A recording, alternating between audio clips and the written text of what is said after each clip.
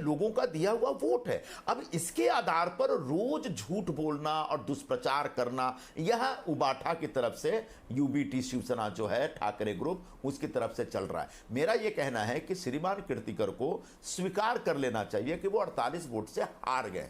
ऐसा नहीं कि वो पहले ऐसे व्यक्ति हैं। इस देश में 9 वोट से भी लोग जीते हैं और हारे हैं, 1 वोट से भी लोग जीते हारे हैं। एक सांसद को तो मैं जानता हूं, झारखंड के सांसद थे जो 9 वोट से जीत करके लोकसभा में आए थे। तो ऐसा होता है कभी कभी, लेकिन ये जो सारी बातें कही जा रही है इसमें तथ्य नहीं है। जो आप सीक्वेंस ऑफ इवेंट की बात कर रही है, जो कहीं ना कहीं शक पैदा कर रहा है, आधी बातें झूठ है इसमें। जैसे मिड डे ने आज माफी मांग ली कि साहब मोबाइल से कोई ईवीएम अनलॉक नहीं हुआ था और मोबाइल में किसी प्रकार का कोई ओटीपी जनरेट नहीं हुआ था, बावजूद उसके सामने ने आज वो खबर छाप दी है। कल दिन भर जिन नेताओं ने इसका दुष्प्रचार किया उसके खिलाफ हमने जवाब दिया। हमने सवाल पूछा कि भाई दुनिया में कौन सा ईवीएम है जो मोबाइल से ऑपरेट होता है, क्योंकि ईवीएम एक वायरलेस किस्म का कोई इंस्ट्रूमेंट नहीं है, किसी वायर से कनेक्टेड इंस्ट्रूमेंट नहीं है। वो अपने आप में एक अलहदा एक इंस्ट्रूमेंट है और उस इंस्ट्रूमेंट को किसी दूसरे किसी एक कॉर्डलेस किसी डिवाइस से ऑपरेट नहीं किया जा सकता। ये एक फैक्ट है।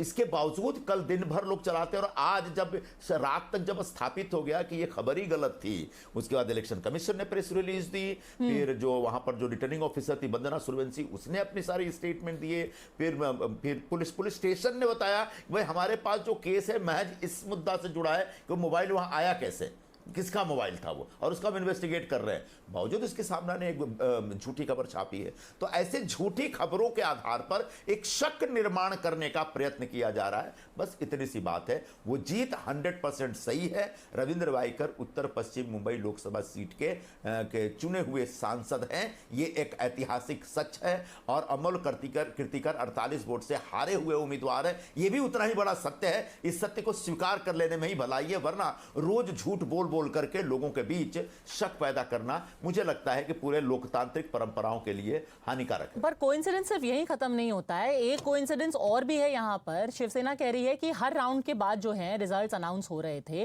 कि भाई कौन कहां पे है, कौन आगे है, कौन पीछे है। 19th राउंड के बाद अचानक से यह अनाउंसमेंट नहीं किया गया। ऐसा क्यों हुआ फिर?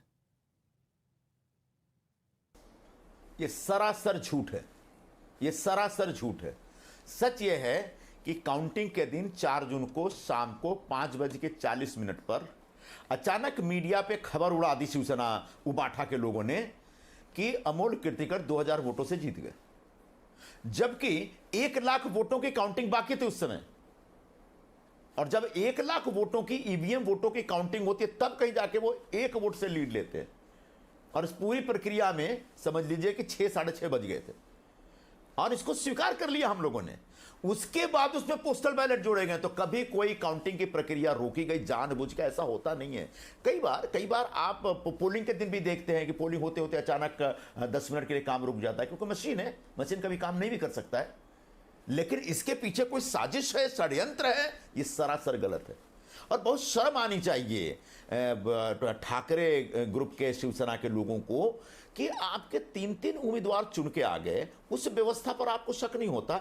एक व्यक्ति हार गया तो पूरी व्यवस्था में शक कर रहे हैं और सबको एक षड्यंत्रकारी समझ रहे हैं। ये कहीं ना कहीं एक हारे हुए जो एक बैड लूजर्स होते हैं ना, उसका व्यवहार ये प्रदर्शित कर रहे हैं। पर जब तक विवाद है तब तक क्या रविंद्र वाइकर का ओथ लेना, लोकसभा में रहना सही है? Because there is a question mark. Sanjay Raut ने भी कहा है that sure morality demands that Ravindra Waikar, जब तक ये प्रश्न चिन्ह नहीं हटता है उनके इलेक्शन के ऊपर, at least he should not be taking oath. It is not ethical for him to take oath while his very election is under a cloud. 2 बातें हैं। सबसे पहले संजय राउत रोज झूठ बोलते हैं, बड़े बड़े झूठ बोलते हैं। कम से कम वो मोरालिटी की बात न करें, एक। दूसरी बात, रविंद्र वाइकर जो 48 वोटों से जीते हैं, उनको ओथ लेना चाहिए कि नहीं लेना चाहिए, इसका एक वैधानिक प्रावधान है और कानूनन वो ओथ ले सकते हैं। ये संजय राउत बोल रहे हैं इसलिए ओथ नहीं लेंगे, ये बकवास है। हाँ, ये पूरे विषय को लेकर के चाहें तो अदालत में जा सकते हैं और अदालत में इसको चैलेंज कर सकते हैं और उसके बाद अगर कोर्ट कोई स्टैंड लेता है तब उसके बाद निश्चित तौर पर हमारा कोर्स ऑफ एक्शन तय होगा। अब कोर्ट भी अगर कोई स्टैंड लेता है, कोर्ट भी कोई फैसला देता है, तो देश में विद्यमान परिस्थिति में जो कानूनी व्यवस्था है उस कानूनी व्यवस्था के का अध्ययन करने के बाद एक निर्णय लेगा। और ऐसी कोई कानूनी व्यवस्था नहीं है कि कोई व्यक्ति 48 वोट से जीत गया और जो हारा हुआ व्यक्ति है वो रोज झूठ बोल रहा है इसलिए उसको ओथ नहीं लेना चाहिए। ऐसी कोई कानूनी व्यवस्था हमारे देश में नहीं है। तो ये जो संजय राउत झूठ बोल रहे हैं या फिर एक लोगों के बीच जो एक भ्रम पैदा करने की कोशिश कर रही है, सरासर गलत है।